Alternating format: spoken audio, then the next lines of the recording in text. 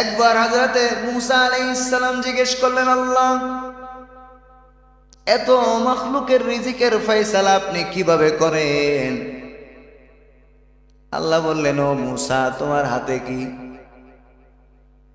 মাঝে মধ্যে প্রশ্ন করতেন, ওমা তিলকা বিয়ামিনিকা ইয়া মূসা, ও মূসা, তোমার ডান হাতে এটা কি? মূসা আলাইহিস সালাম বললেন, আল্লাহ, এটা তো আমার লাঠি। আল্লাহ বললেন, ইদরিব বিআসাকাল হাজার, পাথরটার উপরে কি করো? বাড়ি মারো, আঘাত করো। হযরত মূসা আলাইহিস সালাম যখন পাথরের উপর আঘাত করলেন, আঘাত করার সাথে সাথে হযরত মূসা আলাইহিস সালাম দেখলেন পাথরটা দ্বিখণ্ডিত হয়ে গেছে, এর মাঝখানে আর একটা পাথর। সুবহানাল্লাহ। আল্লাহ বললেন, মূসা, আবার বাড়ি দাও। এবার বাড়ি দেওয়ার পরে পাথরটা আবার দ্বিখণ্ডিত হয়ে গেল, অনেক গভীরে, বিশাল বড় পাথরের গভীরে ছোট্ট ছোট্ট পোকা। আল্লাহ জবান খুলে দিয়েছেন, ওই পোকাগুলো আল্লাহর জিকির করতেছে, তাসবিহ বয়ান করতেছে। সুবহানাল্লাহ।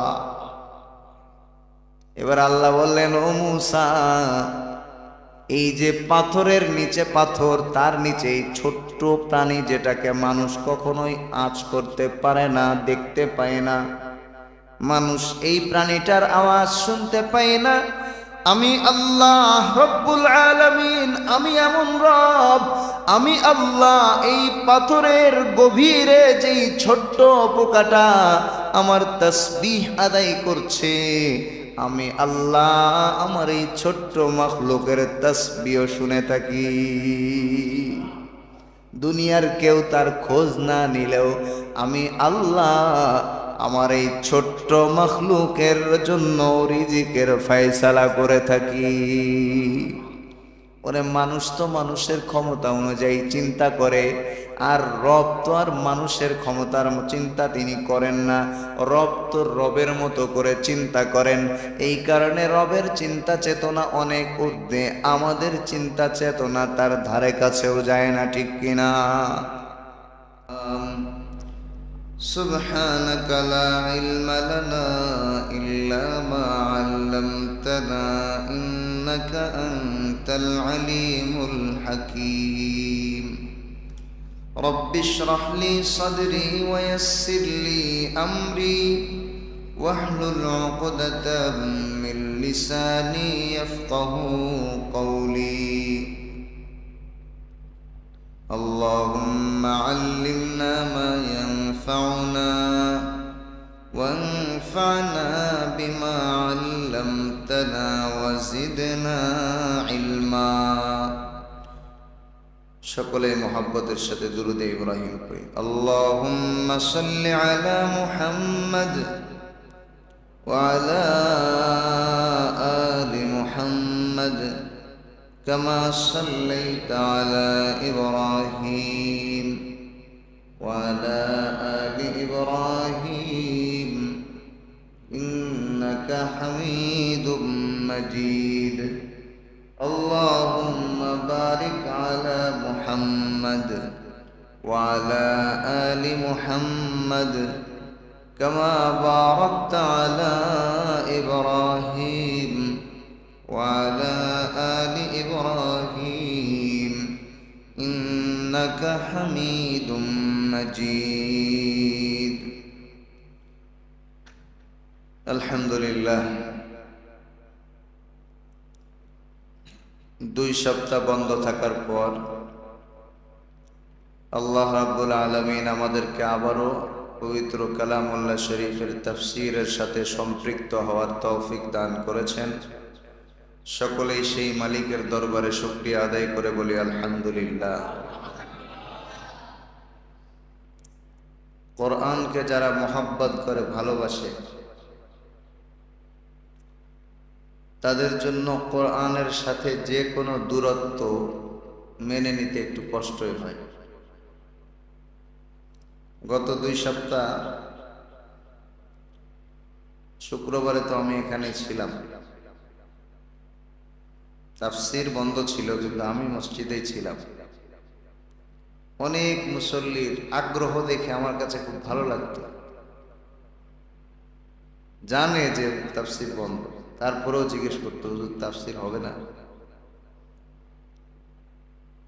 হুজুর আবার কবে থেকে শুরু হবে? এই যে ব্যাকুলতা, কোরআনের প্রতি অগাধ ভালোবাসা, এটাকে পছন্দ করেন? এই ভালোবাসা আল্লাহ আমাদের আরো বাড়িয়ে দিন, সকলে বলি আমিন। কাগজপত্রগুলো একটু ছড়াই দিন, এক জায়গায় পড়ে আছে, ছাত্রদের পাশে দেন, এদিকে যাদের লাগে দিয়ে দিন। যেহেতু 2 সপ্তাহ বন্ধ ছিল ঈদের ছুটির কারণে, আমরা ওই সময় তাফসীর চালিয়ে যেতে পারতাম, কিন্তু অনেকেই ছুটিতে বাড়িতে গিয়েছিলেন, তারা মাঝখান থেকে ছুটে যাওয়ার কারণে কষ্ট পেতেন। তো ধারাবাহিকতা রক্ষার জন্য আমরা বন্ধ রেখে আবার শুরু করছি। পূর্বের আলোচনা আপনাদের স্মরণ আছে কিনা একটু স্মরণ করিয়ে দিয়ে সামনের দিকে যাব ইনশাআল্লাহ।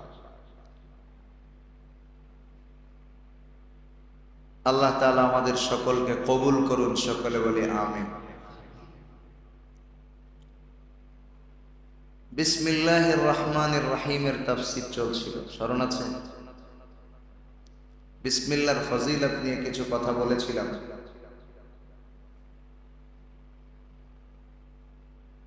বিসমিল্লাহর ফজিলত নিয়ে কিছু কথা বলেছিলাম। প্রসিদ্ধ একটি হাদিস, রাসূল করিম সাল্লাল্লাহু আলাইহি ওয়াসাল্লাম বলেন, قال النبي صلى الله عليه وسلم كل أمر ذي بال لم يبدأ ببسم الله فهو أبتر। আল্লাহর নবী সাল্লাল্লাহু আলাইহি ওয়াসাল্লাম বলেন, প্রত্যেক গুরুত্বপূর্ণ কাজ যেই কাজটা বিসমিল্লাহ দ্বারা শুরু করা হয়নি সেটা বরকত শূন্য। আবতার মানে হল লেজ কাটা। আবতার মানে লেজ কাটা। অন্য হাদিসে আছে ফাহুয়া আকতা, এটার উদ্দেশ্য লেজ কাটা। লেজ কাটার উদ্দেশ্য হলো বরকত শূন্য হওয়া। কোন কাজ যদি বিসমিল্লাহ ছাড়া শুরু করা হয় সেই কাজটা বরকত শূন্য হয়ে যায়। বৈধ কাজ, ভালো কাজ, সেই কাজটা শুরু করতে হবে। মুসলমান শুরু করবে কি দিয়ে? লাভকার। বিসমিল্লাহর মধ্যে 3টা মৌলিক বিষয় আছে। কয়টা মৌলিক বিষয়? 1 নম্বর হলো আল্লাহর প্রশংসা। 1 নম্বর কি? 2 নম্বর হলো আল্লাহর পক্ষ থেকে সাহায্য চাওয়া। 2 নম্বর কি? 3 নম্বর আল্লাহর পক্ষ থেকে বরকত হাসিল করা। 3 নম্বর কি? আরো অনেক দিক আছে, আপাতত 3টা বিষয় নিয়ে আমি কথা বললাম। প্রথমত আল্লাহর প্রশংসা হয় কিনা? 2 নম্বর আল্লাহর সাহায্য চাওয়া হয়। 3 নম্বর বরকত লাভের জন্য। যেমন আমরা বিসমিল্লাহ পড়ে মসজিদে প্রবেশ করি, তাই না? প্রথমে বিসমিল্লাহ পড়তে হয়, পরে আল্লাহুম্মা আফতাহ লি আবওয়াব রাহমাতিক। তো বিসমিল্লাহ দ্বারা উদ্দেশ্য কি? সব সময় উদ্দেশ্য হলো আল্লাহর নাম, আল্লাহর বড়ত্ব প্রকাশ করা।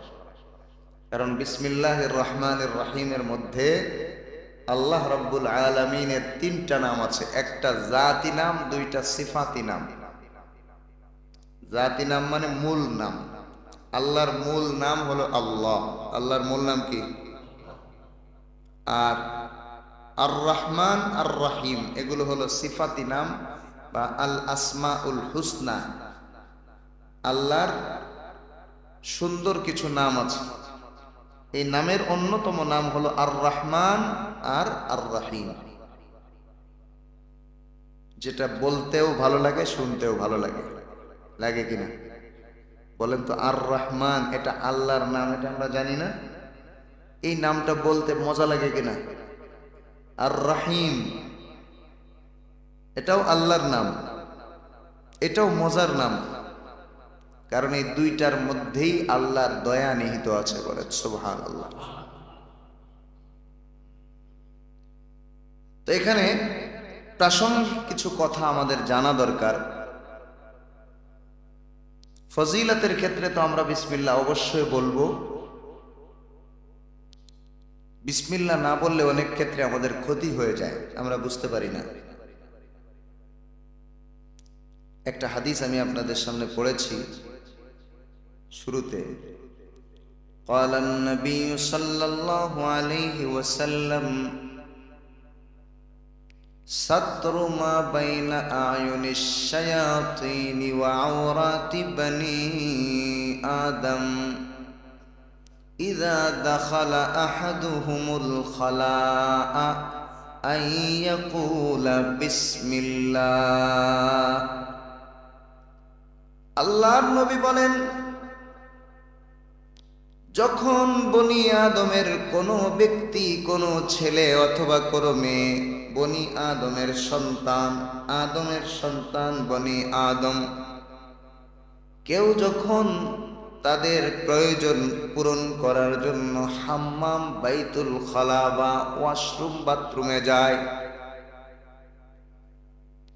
তখন শয়তানের চোখ আর মানুষের লজ্জাস্থানের মাঝখানে একটা পর্দা আছে, সেই পর্দার নাম হলো বিসমিল্লাহ বলা। যে ব্যক্তি বিসমিল্লাহ বলে প্রবেশ করে, আল্লাহ রাব্বুল আলামিন এই বিসমিল্লাহর বরকতে বনি আদম তথা আদম সন্তানের লজ্জাস্থান এবং শয়তানের চোখের মধ্যে, দৃষ্টির মধ্যে একটা পর্দা দিয়ে দেন। আর যদি কেউ আল্লাহর নাম ছাড়া টয়লেটেও প্রবেশ করে, আল্লাহর নবী বলেন, তখন শয়তানের চোখের সাথে আর বনি আদমের লজ্জাস্থানের সাথে কোনো পর্দা থাকে না। এখন আমরা দেখতে পাই না বলে আমরা লজ্জা পাই না। আপনি যদি মনে করেন যে আপনি ওয়াশরুমে বসেছেন, কেউ আপনাকে দেখতেছে, আপনার কি ভালো লাগবে জিনিসটা? লজ্জা লাগবে কিনা? লাগবে না? তাহলে নবীজি বলেছেন শয়তান দেখে, কথা সত্য নাকি ভুল আছে? কি করতে হবে? বলে হুজুর আমরা তো বিসমিল্লাহ বলি না, আমরা বলি আল্লাহুম্মা ইন্নী আউযু বিকা মিনাল খুবসি ওয়াল খাবাইস, তাই বলি না? তা আল্লাহুম্মা কার নাম? উদ্দেশ্য বিসমিল্লাহির রহমানির রহিম পড়তে হবে এটা না, উদ্দেশ্য হলো আল্লাহর নাম নেওয়া। উদ্দেশ্য কি? আপনি যদি নামাজে তাকবীরের সময় যদি বলেন বিসমিল্লাহির রহমানির রহিম, নামাজ হবে? হবে? তো এখানে নামাজ শুরু হয় কার নামে? নামাজ কার নামে শুরু হয়? কিন্তু এক এক জায়গায় আল্লাহর নাম নেওয়ার এক এক পদ্ধতি আছে। আজান হয় কার নামে? এখন আপনি বললেন বিসমিল্লাহির রহমানির রহিম, হবে আজানে? হবে না। যেখানে যেভাবে আল্লাহর নাম নেওয়ার কথা হাদিসে বর্ণিত আছে, ওইভাবে বললেই আল্লাহর নাম নেওয়া হবে আর পরিপূর্ণ বরকত হাসিল করা যাবে। সুবহানাল্লাহ। বুঝে আসছে? ক্লিয়ার?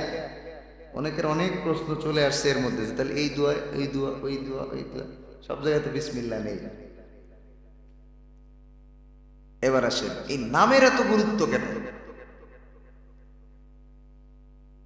আল্লাহ রব্বুল আলামিন নিজের নামটা যেমন চমৎকার ভাবে রেখেছেন।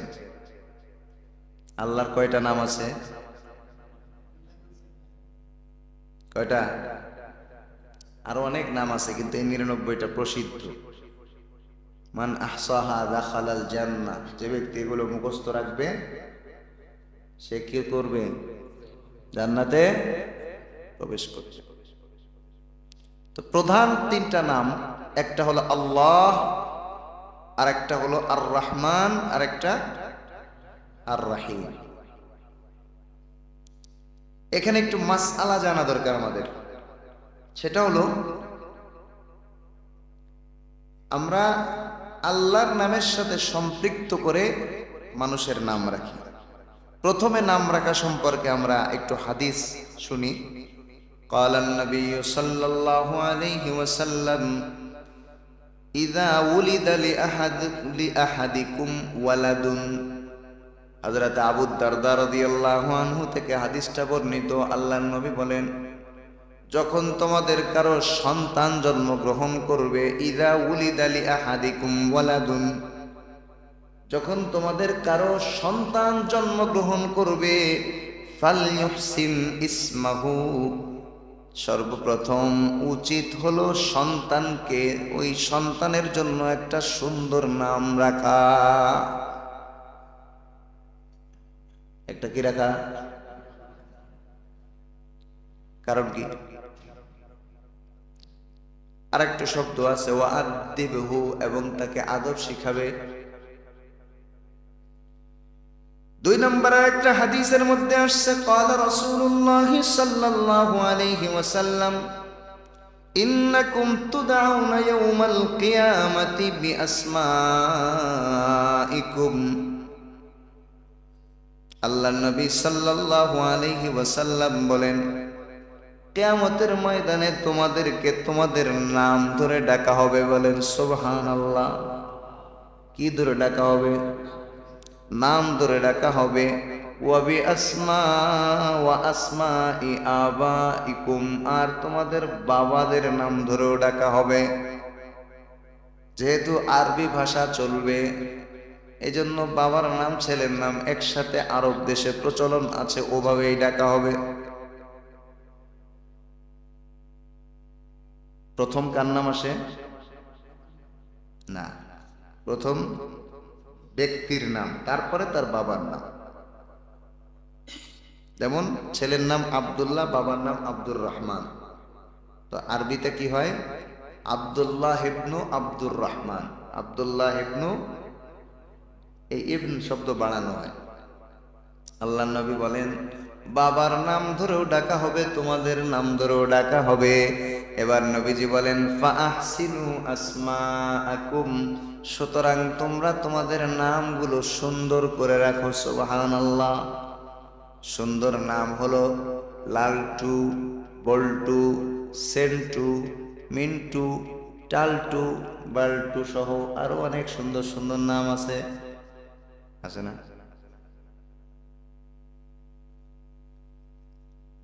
আল্লাহ বললেন, ও রতন দাঁড়াও। যত রতন আছে সব দাঁড়ায় গেল।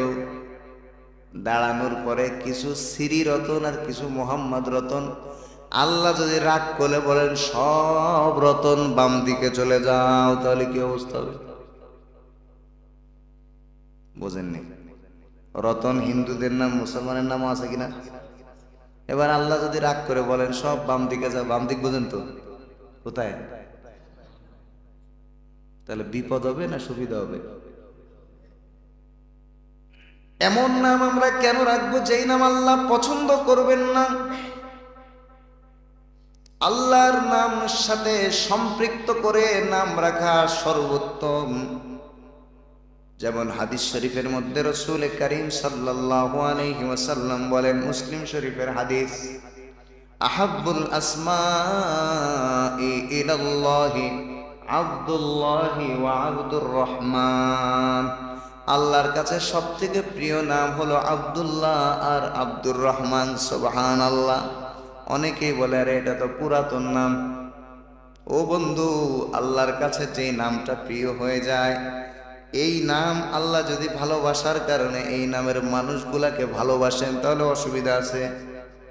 বলেন অসুবিধা আছে? আব্দুল্লাহ আব্দুর রহমান রাখতেই হবে এটা জরুরি না, উত্তম। তবে আল্লাহর নামের সাথে সম্পৃক্ত করে আব্দুর রহিম, আব্দুর রউফ, আব্দুস সালাম, আব্দুল মুমিন, এরকম যে কোনো আদ শব্দ সাথে লাগিয়ে আমরা নাম রাখবো। মাসআলা মনে রাখবো, কিছু আল্লাহ তাআলার কিছু নাম আছে, আল্লাহ রাব্বুল আলামিনের কিছু নাম আছে। আল্লাহর কি আছে? কিছু নাম আছে যেই নামগুলো বান্দার জন্য রাখা জায়েজ, এবং বান্দার জন্য আল্লাহ সেই নাম কিছু কিছু ব্যবহার করেছেন। সুবহানাল্লাহ। আর কিছু নাম এমন আছে যেটা বান্দার জন্য রাখা জায়েজ নেই। সম্পূর্ণ হারাম। এক নাম্বার নাম হলো আল্লাহ। এটা কি আল্লাহ ছাড়া অন্য কারোর জন্য রাখা জায়েজ আছে?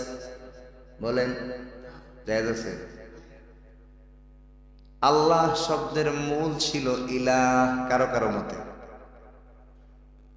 বড় বড় অধিকাংশ ইমামরা বলেছেন ইলাহ শব্দ হলো মূল, সেখান থেকে আল্লাহ। দুইজন মানুষ মাত্র বলেছেন, বেশিরভাগ প্রসিদ্ধ যারা তাদের মধ্যে দুইজন বলেছেন যে না, ইলাহ থেকে আল্লাহ আসেনি, বরং আল্লাহ শব্দটা শুরু থেকেই আল্লাহ নিজের জন্য নির্বাচন করেছেন। তার মধ্যে প্রথম ছিলেন ইমামে আজম আবু হানিফা রাহিমাহুল্লাহু তাআলা, আমাদের মাযহাবের ইমাম যিনি, তিনি বলেছেন এই কথা অনেকেই ব্যাখ্যা করেছেন যে ইলাহ থেকে আল্লাহ আসছে। তিনি বলেন না, আল্লাহ যেমন পুরাতন, আল্লাহর নাম আল্লাহ এটাও পুরাতন। আরেকজন ছিলেন একটু বাতিল আকীদা, মুতাজিলা আকীদার, কিন্তু নাহু বা আরবি ব্যাকরণ শাস্ত্রের বড় পণ্ডিত ছিলেন, যার নাম হলো সিবুয়াই। তিনি বড় নাহুর পণ্ডিত ছিলেন, আরবি ব্যাকরণের পণ্ডিত ছিলেন। ইমাম সিবুয়াই অন্য সবার বিরোধিতা করে তিনি একটা মত পেশ করেছিলেন, বলেছিলেন আল্লাহ শব্দটা শুরু থেকেই আল্লাহ, ইলাহ থেকে আসেনি। আল্লাহ হলো আল্লাহর জাতি নাম, আল্লাহর অরিজিনাল নাম, মূল নাম। আল্লাহ যেমন পুরাতন, আল্লাহর নামও পুরাতন। সুবহানাল্লাহ। ওনার ইন্তেকালের পরে একজন জিজ্ঞাসা করলো, আপনার আকীদার অবস্থা তো ভালো ছিল না, আপনার বিশ্বাস তো তেমন সুবিধাজনক ছিল না, আল্লাহ আপনার সাথে কি আচরণ করেছেন? ইমাম সিবুয়াই বলেন, ও ভাই, জীবনে যত আমল করেছি আমার ওই আকীদার ত্রুটির কারণে আমি পুরা পাকড়াও হয়ে গিয়েছিলাম।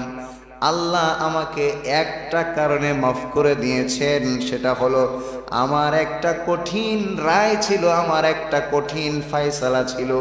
আল্লাহ শব্দটা কোনো শব্দ থেকে আসেনি। আল্লাহ যেমন পুরাতন, আল্লাহর নাম শব্দ আল্লাহ এটাও পুরাতন। সুবহানাল্লাহ। আমাকে আল্লাহ ডেকে বলেন, বান্দা, জীবনে তোমার কোনো আমল আমি আল্লাহ গ্রহণ করিনি, তবে যেহেতু আমার নামের ব্যাপারে তুমি কঠিন ফয়সালা দিয়েছিলে, আমি আল্লাহ ওই কারণে খুশি হয়ে তোমাকে মাফ করে দিলাম। তাহলে দুইজন ইমাম বলেছেন আল্লাহর মূল নাম কি? আল্লাহ। এটা আর অন্য কোনো শব্দ থেকে আসেনি। ইলাহ এটা ভিন্ন নাম। ইলাহ মানে হলো আল মা'বুদুল হক, সঠিকভাবে যিনি ইবাদতের উপযুক্ত তাকে ইলাহ বলে।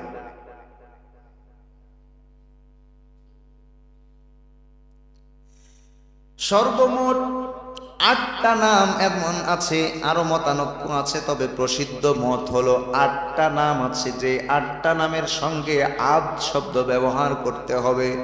এই 8টা নাম বান্দার জন্য রাখা জায়েজ নেই। কয়টা নাম?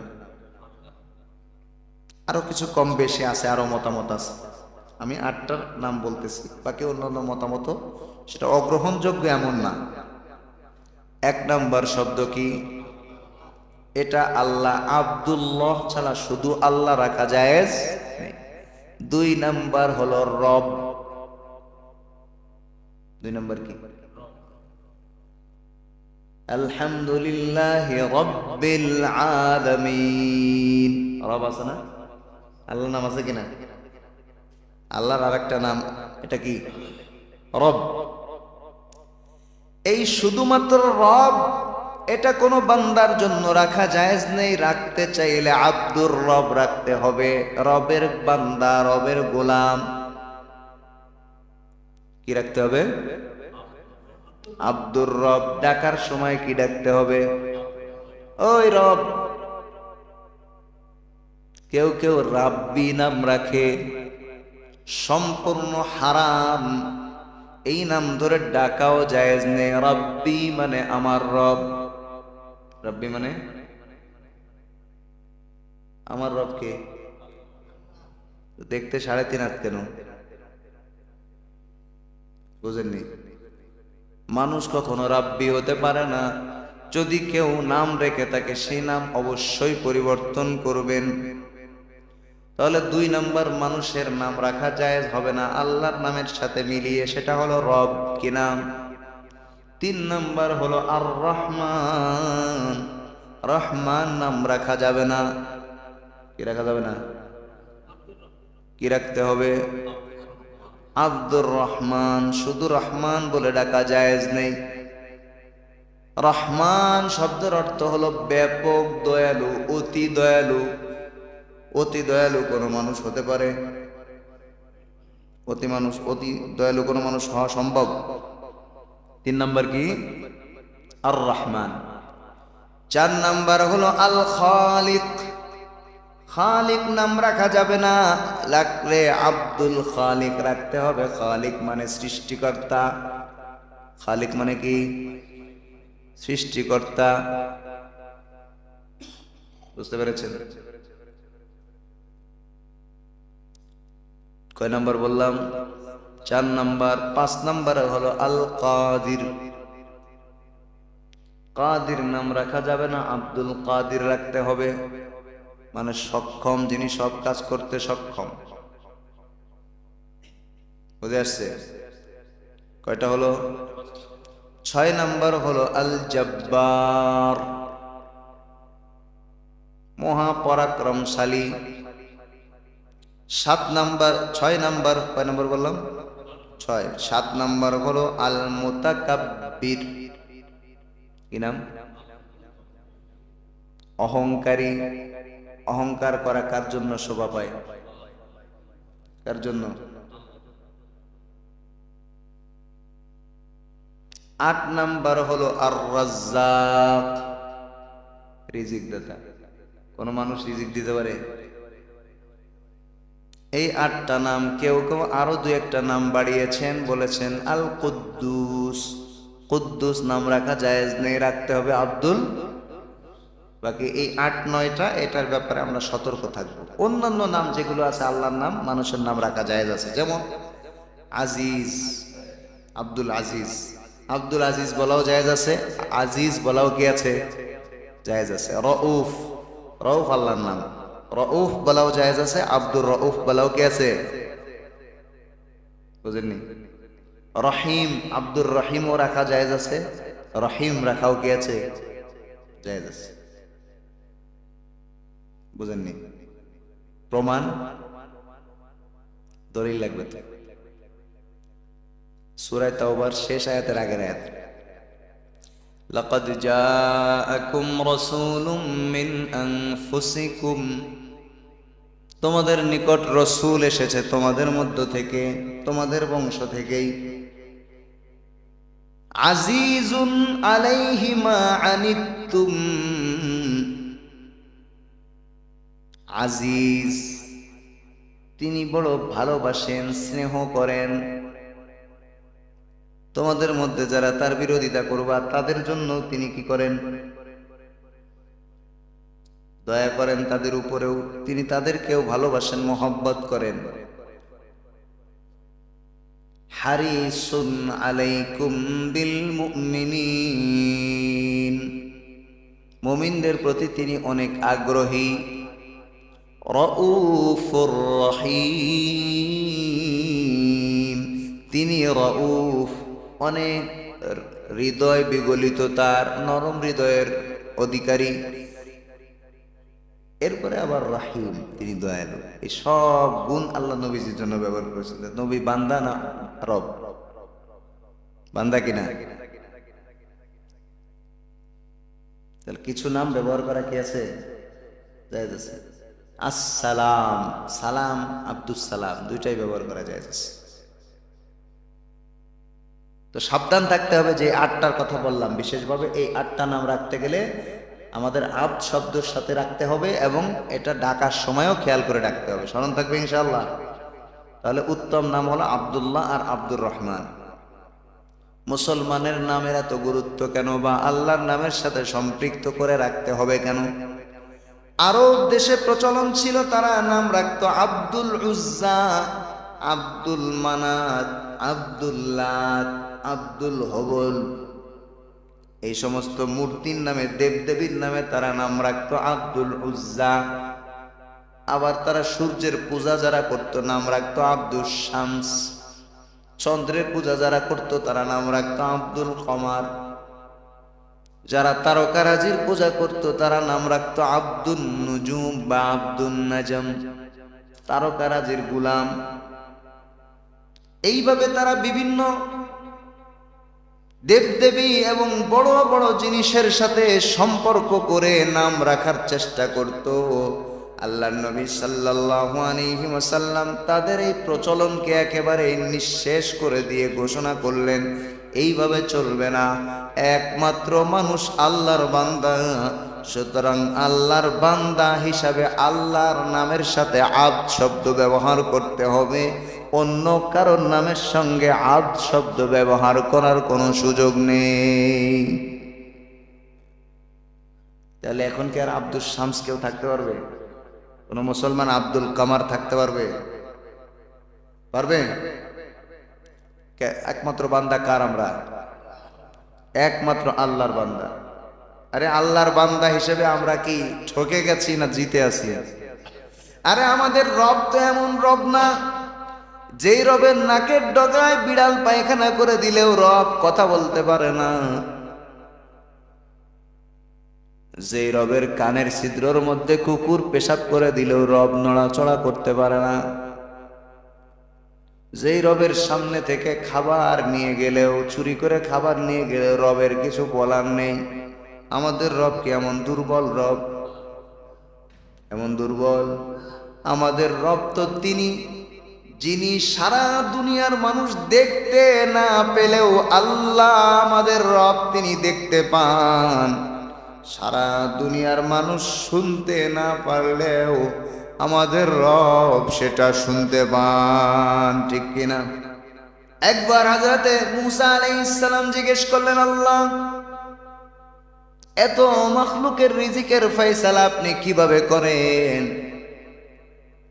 আল্লাহ বললেন, ও মূসা তোমার হাতে কি? মাঝে মধ্যে প্রশ্ন করতেন, ওমা তিলকা বিয়ামিনিকা ইয়া মূসা, ও মূসা তোমার ডান হাতে এটা কি? মূসা আলাইহিস সালাম বললেন, আল্লাহ এটা তো আমার লাঠি। আল্লাহ বললেন, ইদরিব বিআসাকাল হাজার, পাথরটার উপরে কি করো? বাড়ি মারো, আঘাত করো। হযরত মূসা আলাইহিস সালাম যখন পাথরের উপর আঘাত করলেন, আঘাত করার সাথে সাথে হযরত মূসা আলাইহিস সালাম দেখলেন পাথরটা দ্বিখণ্ডিত হয়ে গেছে, এর মাঝখানে আর একটা পাথর। সুবহানাল্লাহ। আল্লাহ বললেন, মূসা আবার বাড়ি দাও। এবার বাড়ি দেওয়ার পরে পাথরটা আবার দ্বিখণ্ডিত হয়ে গেল। অনেক গভীরে, বিশাল বড় পাথরের গভীরে ছোট্ট ছোট্ট পোকা আল্লাহ জবান খুলে দিয়েছেন। ওই পোকাগুলো আল্লাহর জিকির করতেছে, তাসবিহ বয়ান করতেছে। সুবহানাল্লাহ। এবার আল্লাহ বললেন, ও মূসা এই যে পাথরের নিচে পাথর, তার নিচে এই ছোট্ট প্রাণী যেটাকে মানুষ কখনোই আঁচ করতে পারে না, দেখতে পায় না, মানুষ এই প্রাণীটার আওয়াজ শুনতে পায় না, আমি আল্লাহ রব্বুল আলামিন, আমি এমন রব, আমি আল্লাহ এই পাথরের গভীরে যেই ছোট্ট পোকাটা আমার তাসবিহ আদায় করছে, আমি আল্লাহ আমার এই ছোট্ট মাখলুকের তাসবিহ শুনে থাকি। দুনিয়ার কেউ তার খোঁজ না নিলেও আমি আল্লাহ আমার এই ছোট্ট মাখলুকের জন্য রিজিকের ফয়সালা করে থাকি। ওরে মানুষ তো মানুষের ক্ষমতা অনুযায়ী চিন্তা করে, আর রব তো আর মানুষের ক্ষমতার চিন্তা তিনি করেন না। রব তো রবের মতো করে চিন্তা করেন। এই কারণে রবের চিন্তা চেতনা অনেক ঊর্ধ্বে, আমাদের চিন্তা চেতনা তার ধারে কাছেও যায় না, ঠিক কিনা? তো আরব দেশের মানুষেরা তারা বিভিন্ন দেবদেবীর নামে নাম রাখতো। এখনো বর্তমানেও পৃথিবীর অনেক দেশে অনেক ধর্মের মানুষেরা তাদের দেবদেবীর নামে নাম রাখে কিনা? এখন আমরা মুসলমান হয়ে যদি মুসলমানের ইসলামী নাম শোনার পরে বাবার নাম মায়ের নাম শুনতে হয়, এটা মুসলমান কিনা জানার জন্য মাঝে মধ্যে অপরিচিত জায়গায় যখন যায় বড় বিপদে পড়ে যায়। ভাই তোমার নাম কি? এমন একটা নাম বলে, এখন একে মুসলমান বলবো না কাফের বলবো বুঝতে পারতেছি না, মুসলমান না হিন্দু বোঝা যায় না। আমি যে বলবো যে ভাই তুমি নামাজ পড়বা, নামাজের দাওয়াত দিলে যদি বলে আমি হিন্দু, ইজ্জত শেষ, ঠিক কিনা? এবার জিজ্ঞেস করি ভাই তোমার বাবার নাম কি? মাশাআল্লাহ, বাবারও নাম আর একটা, খুব বিপদে পড়ে যায়। এখন নিজের নাম আর বাবার নাম পর্যন্ত তো শোনা যায়, যদি বলি তোমার দাদার নাম কি, বলবে হুজুর এত প্রশ্ন কেন করে, বলবে কিনা? ছোটবেলায় শুনছিলাম যশোরে একজন তার 3 ছেলের নাম রাখছে, একটার নাম ডিজেল, একটার নাম পেট্রোল, একটার নাম অকটেন। বুঝেননি?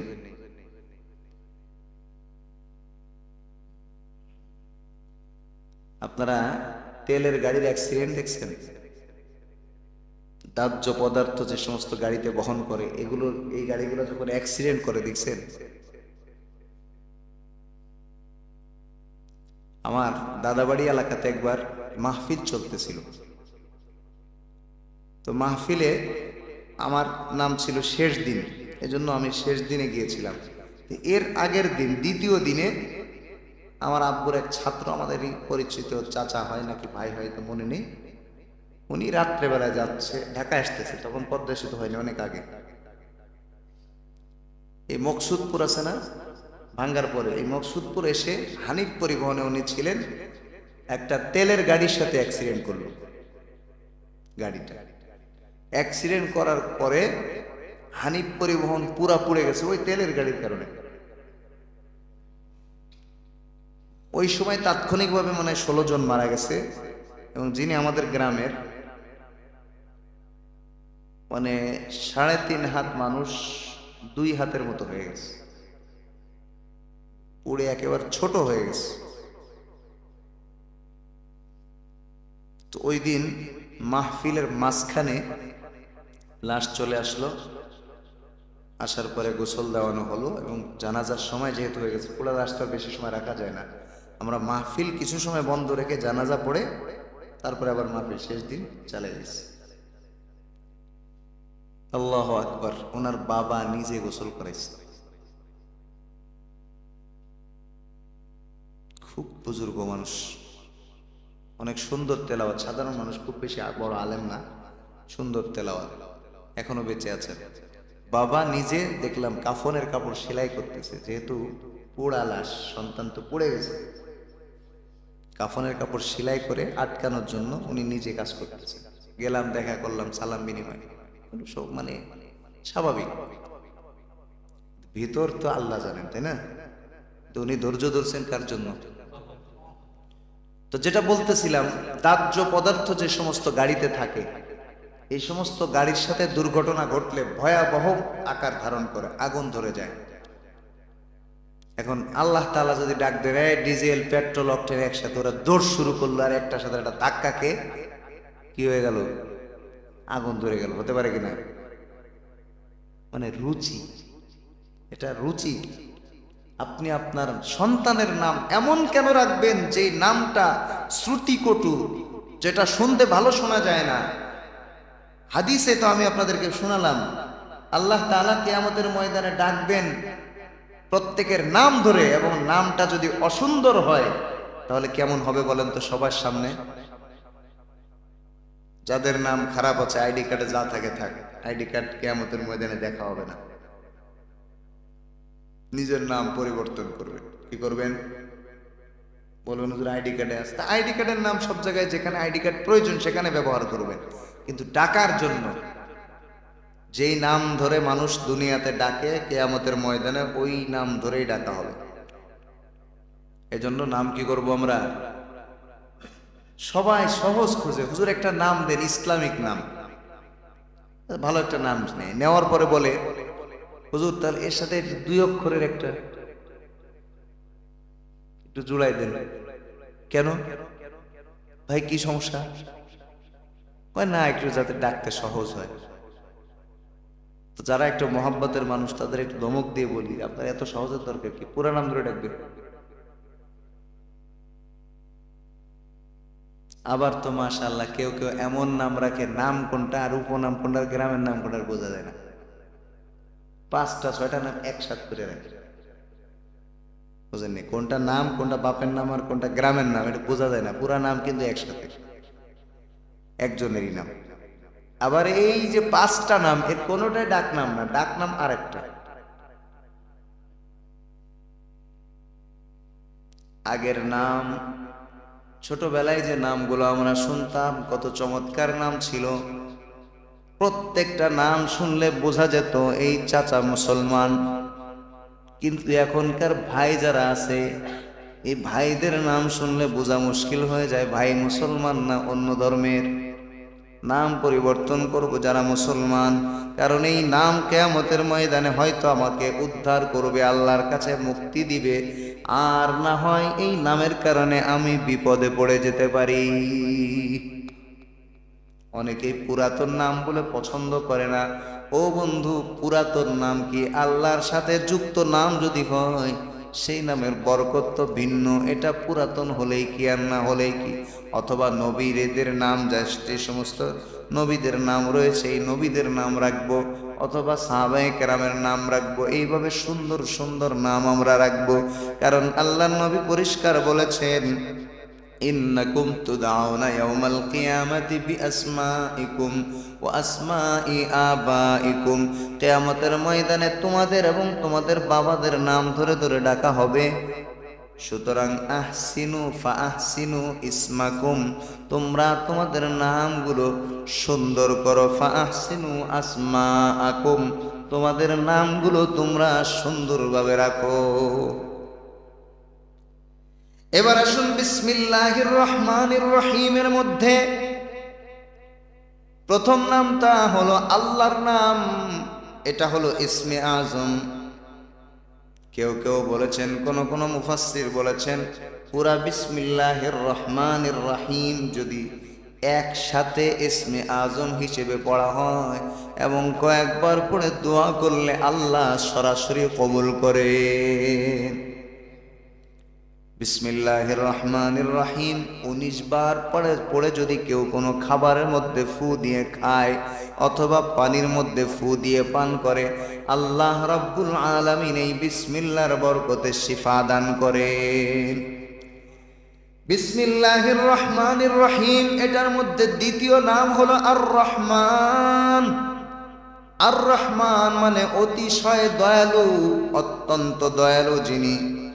আল্লাহ পাক অনেক বেশি দয়ালু আর রহমান, এই কারণে তিনি কাফেরের উপরেও দয়া করেন, মুমিনের উপরেও দয়া করেন, মুখলিস ব্যক্তির উপরেও দয়া করেন, মুনাফিকের উপরেও দয়া করেন, ঠিক কিনা?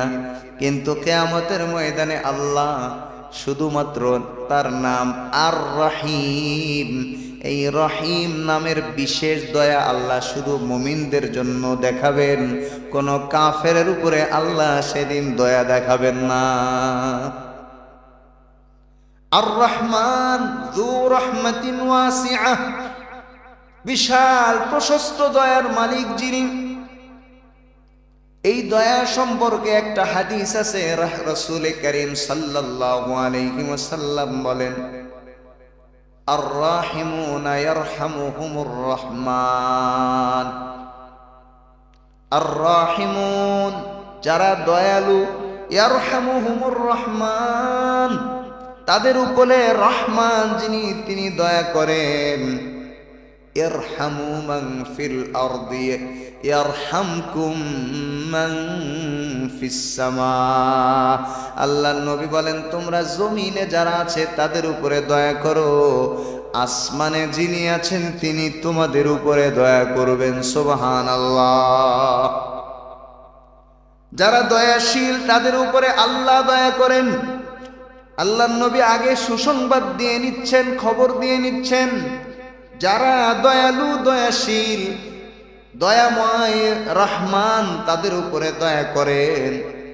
দেখেন এখানে আল্লাহ শব্দ আনেননি, বরং এখানে রহমান শব্দ এনেছেন কারণ দয়াটা বোঝানোটা এটা এর জন্য আরো সুবিধা হয়, সহজ হয় এবং ব্যাপকতা আসে। আল্লাহর রাসূল বলেছেন আর রাহিমুন, যারা দয়াশীল হয় ইয়ারহামুহুমুর রহমান, দয়া করেন কে? তাদের উপরে রহমান দয়া করেন। কে দয়া করেন? সুতরাং ইরহামু মান ফিল আরদ, জমিনবাসীর উপরে তোমরা দয়া করো, ইয়ারহামকুম মান ফিস সামা, আসমানের মালিক তোমাদের উপরে দয়া করবেন। সুবহানাল্লাহ। এই হাদিসটা আমি আমার উস্তাদের কাছে পড়েছি। এই হাদিসটা এমন একটা হাদিস যেই হাদিসের সনদ সরাসরি আমার থেকে মুহাম্মাদুর রাসূলুল্লাহ সাল্লাল্লাহু আলাইহি ওয়াসাল্লাম পর্যন্ত সূত্র পরম্পরায় কোনো মিসিং নেই। একেবারে পুরাপুরি একটার পরে একটা সূত্র যে সরাসরি মুহাম্মাদুর রাসূলুল্লাহ সাল্লাল্লাহু আলাইহি ওয়াসাল্লাম পর্যন্ত পৌঁছেছে। সুবহানাল্লাহ। অর্থাৎ একটা কিতাব আমি একজন উস্তাদের কাছে পড়েছি, কোনো হাদিস আমার ছুটে যেতে পারে, অথবা আমার উস্তাদ আর এক উস্তাদের কাছে পড়েছে অর্ধেক, অন্য উস্তাদের কাছে পড়েছে অর্ধেক, মানে সরাসরি কিতাবের উস্তাদ পাওয়া যায়। আমি বুখারী শরীফ পড়েছি যার কাছে, তিনি কার কাছে পড়েছেন হাদিস, তিনি কার কাছে হাদিস পড়েছেন, এইভাবে নবীজি পর্যন্ত সিরিয়াল যায়। কিন্তু সব হাদিসের হুবহু সনদ কিন্তু রাসূল পর্যন্ত যায় না। আছে, কিন্তু প্রত্যেকের ব্যক্তি বিশেষের সাথে যায় না। অবশ্যই এটা তো সনদ অবশ্যই আছে, কিন্তু এই হাদিসটা, যে হাদিসটা আপনাদেরকে আমি শোনালাম, এই হাদিসটাই আমি আমার উস্তাদের কাছে পড়েছি। ওই হাদিসটাই আমার উস্তাদ তার একজন নির্দিষ্ট উস্তাদের কাছে পড়েছেন, ওই হাদিসটাই তিনি তার উস্তাদের কাছে পড়েছেন, ওই হাদিসটাই তিনি তার উস্তাদের কাছে পড়েছেন। এই একটা হাদিসই, এইভাবে এই হাদিসের পরম্পরা মুহাম্মাদুর রাসূলুল্লাহ সাল্লাল্লাহু আলাইহি ওয়াসাল্লাম পর্যন্ত পৌঁছে গেছে। সুবহানাল্লাহ। এই জন্য আমি যখন হাদিস পড়াই, আমার কাছে যারা পড়ে তাদেরকেও আমি এই হাদিস আলাদাভাবে পড়াই। এই হাদিসটা কি করি? আলাদাভাবে পড়ায়, যে এই হাদিসটা সরাসরি উস্তাদ মুহাম্মাদুর রাসূলুল্লাহ সাল্লাল্লাহু আলাইহি ওয়াসাল্লাম পর্যন্ত পৌঁছে গেছে। সুতরাং আমার কাছে যারা পড়েছো তারাও সরাসরি এই হাদিসটারই ছাত্র। এটার একটা আলাদা বরকত আছে, এটা ভিন্ন একটা জগৎ।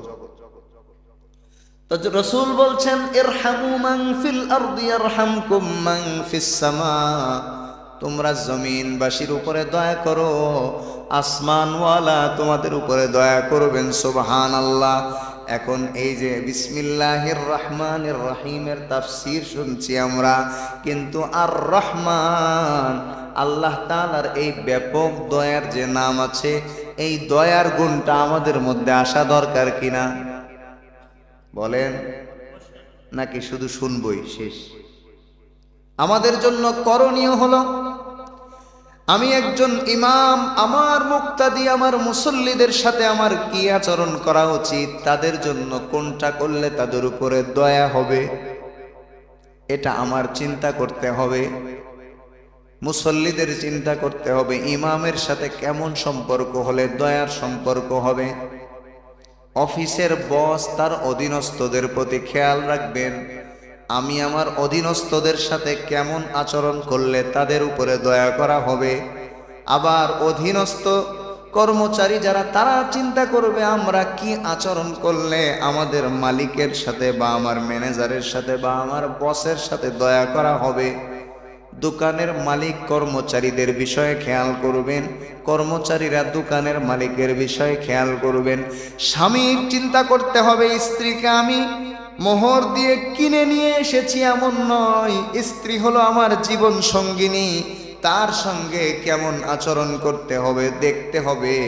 দুনিয়ার সর্বশ্রেষ্ঠ স্বামী মুহাম্মাদুর রাসূলুল্লাহ সাল্লাল্লাহু আলাইহি ওয়াসাল্লাম তার স্ত্রীদের সঙ্গে কেমন আচরণ করেছেন, কেমন দয়ালু ছিলেন। আম্মা জান আয়েশা বলেন, আল্লাহর নবী জীবনে কোনোদিন আমাকে ধমক দিয়ে কথা বলেননি, এমনকি কোনো স্ত্রীকেই নবীজি ধমক দিয়ে কথা বলেননি। আমাদের উপরে কখনোই নবীজি হাত তোলেননি। বলেন সুবহানাল্লাহ। আল্লাহর নবী বলেন, খায়রুকুম খিয়ারুকুম খিয়ারুকুম লিআহলিকুম, অর্থাৎ তোমাদের মধ্যে সর্বোত্তম ওই ব্যক্তি যে তোমাদের স্ত্রীদের কাছে, পরিবারের সদস্যদের কাছে উত্তম, শ্রেষ্ঠ, সেই হলো আল্লাহর কাছে শ্রেষ্ঠ। ওয়া আনা আখিয়ারু ইনদা আহলি, আর আমি সবথেকে উত্তম আমার স্ত্রীদের কাছে। সুবহানাল্লাহ। স্বামীর চিন্তা করতে হবে, আমার স্বামীর উপরে কেমন আচরণ করলে তার উপরে দয়া হবে। অনেক সময় স্ত্রীরা বেশি না শুকরি করে, তাদেরকে যখন আপনি ঘটনা শোনাবেন তখন মুখের উপরে বলে দেয়, তুমি আগে আব্দুল কাদের জিলানী হও, তারপরে তার মতো সম্মান আমার কাছ থেকে চেয়েও। বুঝেননি? ও মা, ও বোন, আপনাকে অনুরোধ করে বলি, আপনিও তো আব্দুল কাদের জিলানীর বউ হওয়ার উপযুক্ত না যে আপনার স্বামী আব্দুল কাদের জিলানী হতে হবে। আপনি যেই স্বামীর উপযুক্ত, আল্লাহ আপনাকে ওই স্বামীর স্ত্রী বানিয়েছেন। আম্মাজান আয়েশা যেমন যোগ্য মানুষ ছিলেন, তার স্বামীও তেমন যোগ্য ছিলেন। মুহাম্মাদুর রাসূলুল্লাহ সাল্লাল্লাহু আলাইহি ওয়াসাল্লাম। আপনি যেমন যোগ্যতা সম্পন্ন মা, আপনি যেমন যোগ্যতা সম্পন্ন নারী, আপনি ঠিক তেমন যোগ্যতা সম্পন্ন স্বামী পেয়েছেন।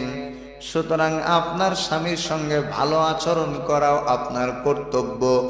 আপনি যদি মুসলমান হয়ে থাকেন, প্রকৃতপক্ষে আল্লাহর কোরআনকে ভালোবাসেন, নবীর হাদিসকে ভালোবাসেন, তাহলে আপনারও চিন্তা করতে হবে, আল্লাহ আমার কাছে যাকে স্বামী বানিয়ে পাঠিয়েছেন, এই পৃথিবীর মধ্যে তিনি আমার কাছে সর্বশ্রেষ্ঠ মানুষ। বাবা মায়ের চিন্তা করতে হবে, আমার সন্তানের সঙ্গে কেমন আচরণ করলে তাদের উপরে দয়া করা হবে। সন্তানের চিন্তা করতে হবে, আমার মা বাবার সঙ্গে কেমন আচরণ করলে তার সঙ্গে দয়া হবে। সবগুলো চিন্তা করতে হবে। শুধুমাত্র বয়ান শুনলে হবে না, তাফসীর শুনলে হবে না। আল্লাহ তাআলা দয়ালু, তিনি দয়ালুকে পছন্দ করেন। আল্লাহ তাআলা নিজে দয়া করতে ভালোবাসেন, এবং যে ব্যক্তি দয়া করে আল্লাহ তাকেও ভালোবাসেন। সুবহানাল্লাহ।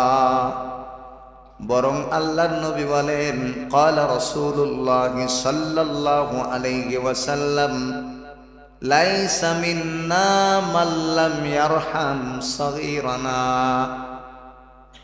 আরে আমার উম্মতের অন্তর্ভুক্ত ওই সমস্ত লোক হতেই পারে না যারা বড়রা ছোটদের উপরে দয়া করে না।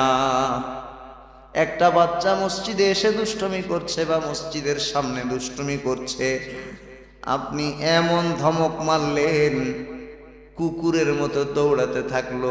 ওই ছোট্ট বাচ্চাটার মন আছে, তার মন কিন্তু ডেকে ডেকে বলবে, আল্লাহ, এই মুরব্বী চাচা আমাকে এমন ভয় দিয়েছে, তুমি একটা ব্যবস্থা করো। বলবে কিনা? নাবালেগ নিষ্পাপ বাচ্চার ফরিয়াদ রব্বুল আলামিন কবুল করেছেন, অবশ্যই কবুল করবেন। এমন একটা বিপদ আপনার সামনে চলে আসবে, আপনি কল্পনাও করতে পারবেন না। এজন্য ছোট্ট বাচ্চারা দুষ্টুমি করবে, এটা স্বাভাবিক, এটা অস্বাভাবিক কিছু না। তাদের সঙ্গে ভালো আচরণ করে তাদেরকে বুঝিয়ে দিতে হবে। এমন কি বড়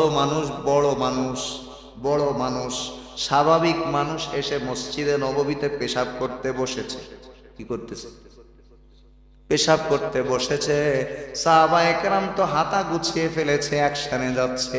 নবীজি বললেন, না না না, থামো, মা থামো, একটু থামো। এখন লোকটা পেশাব করতেছে, এ অবস্থায় ধমক দিলে তার পেশাব আটকে গেলে তার ক্ষতি হবে, ঠিক কিনা? বুঝেননি? আল্লাহ নবী সাল্লাল্লাহু আলাইহি ওয়াসাল্লাম লোকটা পেশাব করা শেষ হয়ে যাওয়ার পরে সাহাবায়ে কেরামকে বললেন, জায়গাটা পরিষ্কার করে দাও, তাকে কিছু বলো না। এই আদর্শ দেখে ওই ব্যক্তি মুসলমান হয়ে গেছে। সুবহানাল্লাহ। এটাই ছিল আদর্শ। আমরা তো দয়া করতে ভুলে গেছি। দয়া কে করে? আমাদের ভিতরে কে দয়া করে? আরে আমাদের মধ্যে কে দয়া করে? আল্লাহ তো আল্লাহ জায়গায়। আমাদের মধ্যে দয়া কে করে? যে বিপদে পড়ে, যে টাকা ধার দিয়েছে, বহুত চেষ্টা করে আদায় করতে পারেনি, মামলা থানা সব রকম চেষ্টা করেছে, নেতা নেত্রী সব চেষ্টা করার পরে বলে মাফ করে দিলাম। টাকা আর আদায় করতে পারতেছেন, এই জন্য কি বললো? মাফ করে দিলাম। মানে সবাই আমাকে বলুক যে আমি এত ক্ষমতার অধিকারী, আমি মাফ করে দিচ্ছি। আসলে কিন্তু পারেনি, সর্বশেষ চেষ্টাও করছে। আরে আল্লাহ পাক দয়া করবেন কার উপরে? যার ক্ষমতা আছে, ক্ষমতার অপব্যবহার সে করেনি, নিজেকে কন্ট্রোল করেছে। আর যার ক্ষমতাই নেই, তার ওই ক্ষমতার কোনো দামও নেই। একজনের পা নেই, রাগ হয়ে গেছে, এক লাথি দিয়ে তোর যা করবে কেটে আসবে, পা নেই। আর একজনের হাত নেই, সে বলে ঘুষি দিয়ে একদম দাঁত ফেলে দেবে। এখন সে যদি ঘুষি না দেয়, তার জন্য কোনো সওয়াব হবে? তো হাতই নেই, ঘুষি না দিলে কি, দিলেই কি? বুঝেননি? সওয়াব হবে কার? যার ক্ষমতা আছে। এই যে আমরা যারা আছি, আমাদের তো এখনো ক্ষমতা আছে, আমরা দয়া করতে চাই না। হ্যাঁ, এত বড় সাহস! আমাকে বললো, আমাকে বললো, এমন ভাবে কথা বলে মনে হয় যে তিনি একেবারে আসমান তিনটা কিনে ফেলছেন আল্লাহর কাছ থেকে। বুঝেননি? দুইবার তিনটা আসমান আল্লাহর কাছ থেকে কি করে ফেলছেন? কিনছেন বা দখল করছেন। আমাকে বলেছে। কি হয়েছে? আপনি কে? আপনি কে?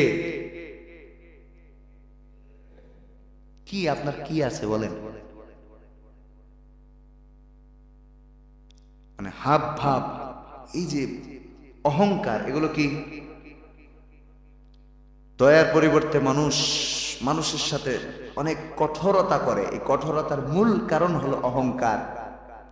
সে তার নিজেকে বিশাল কিছু মনে করে, আর নিজেকে বিশাল কিছু মনে করার একমাত্র অধিকার আল্লাহ তাআলার।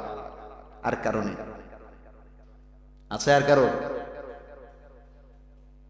আপনি আমি কেউ বলতে পারি একটা কুকুরের চেয়ে আমার আপনার দাম বেশি কিনা? বলতে পারি?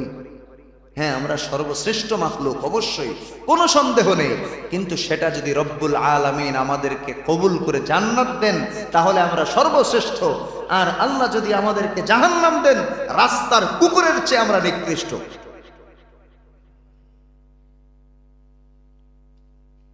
কে কোথায় আছি, কি করছি, একটু চিন্তা ভাবনা করুন। কি আচরণ করছি? আমার অধীনস্থ বা আমার ছোট, তাদের সঙ্গে আমি কি আচরণ করছি? বড়দের সঙ্গে তুলনামূলক একটু ভালো আচরণ সবাই করে। বসের সাথে কেউ সহজে খারাপ ব্যবহার করে না। ওই বয়ান আমি ওইদিকে যাচ্ছি না আজকে। যারা অধীনস্থ, যারা ছোট, যারা দুর্বল,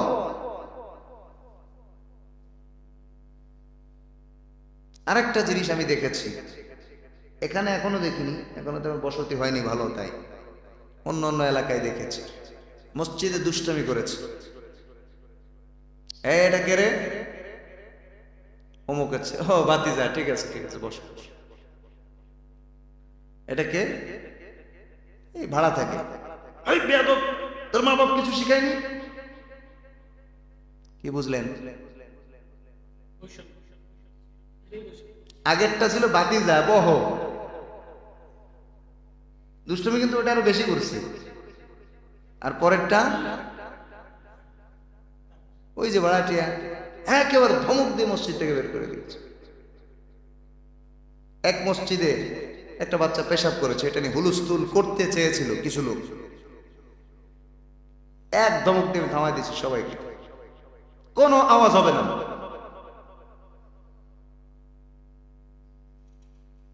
এটা তো খুব মাইন্ড করছে, হ্যাঁ তো বড় আপনি তো চিল্লা চিল্লি করে বেরোয় চলে যাবেন, সেই মুয়াজ্জিন সাহেবই তো পরিষ্কার করবে। আপনি তো চিল্লায় আপনার ক্ষমতা দেখে আপনি চলে যাবেন, পরিষ্কার করেন, পরিষ্কার করে তারপরে বকাবকি করেন। মসজিদ পরিষ্কার করবে মুয়াজ্জিন, আপনার সমস্যা কি? একটা বাচ্চা এসব করে দিচ্ছে, দিতেই পারে। আরে বড় মানুষেরও তো পেশাব অনেক সময় হয়ে যায়, হয় না? মসজিদে কেউ ইচ্ছা করে পেশাব করে?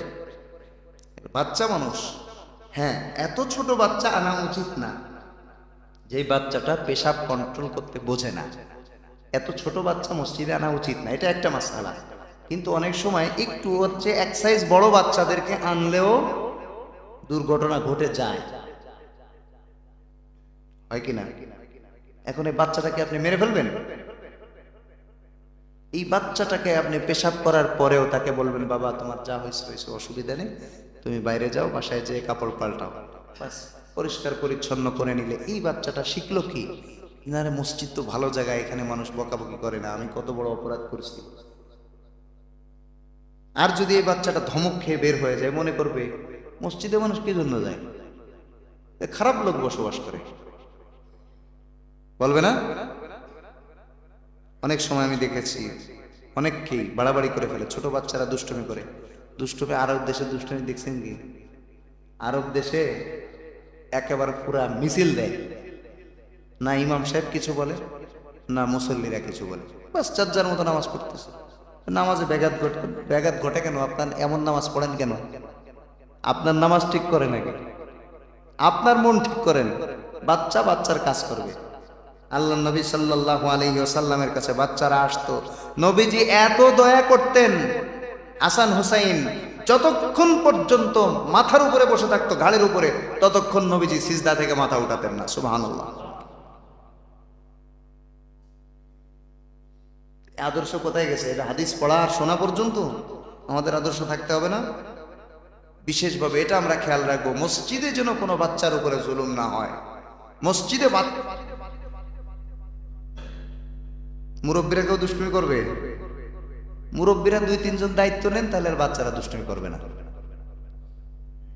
অনেকে আমার কাছে আসে অভিভাবকরা, হুজুর আমার বাচ্চা খুব দুষ্ট, খুব দুষ্টুমি করে। তো আমি বলে দিই, দুষ্টুমির দায়িত্বটা আপনি নেন, ও আর দুষ্টুমি করবে না, আমি দায়িত্ব নিচ্ছি।